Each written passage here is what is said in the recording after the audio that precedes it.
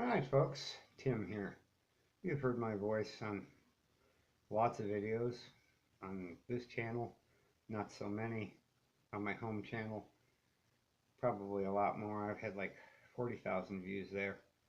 Um, and if you've ever gone to the car dealer I work for, you would have heard my voice in the background narrating and doing my job.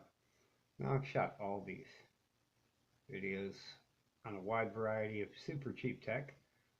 And this one's being shot on the Blue Studio at 720p. But I just thought I'd introduce myself, say hi. Please subscribe if you can. If you don't want to, it's okay. Just to show you, I do own some cheap tech. There's the high book in all its glory with the fingerprints. Yes, chewy. I don't know if you can see the logo. There it is. And of course, I still own the, well, very reflective because it's off, Chewy HI12 with its case stand that I use with this other gizmo right here. Yes, the Logitech K480. I use it with everything. So we're going to cut this off right here. You're probably not going to see me on camera for a while. I don't want to be the star here. The star is the info, not the person giving you the info. And that's all. Hopefully this will come out okay. So tonight I thought I would record a short video on putting Linux on your box, your Windows 10 box.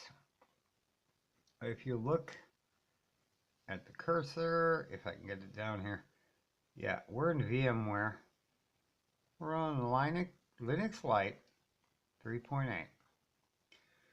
And it's working really well. It took, I don't know, half hour to install, maybe less. I set aside 5.4 gig for it, which means I don't have a lot left on Windows. I don't have an 8 gig computer, but it works.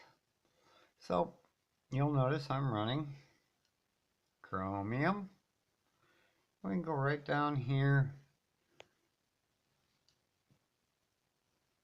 Well, once we go to full screen again, there it is. I can go right down here, and we're running OpenShot. So we're going to edit this little video.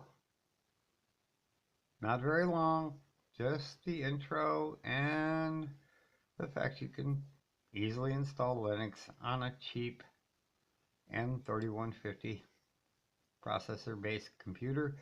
And if you get to see this video, it means I will have edited it on that video, or on that OpenShot video editor. So whatever you're going to see is going to come from the Linux side of my Windows box. So that's all I got. Like I said, I don't want to be the star of this, just info. It can be done. It's a good way to play around. Check out VMware Player.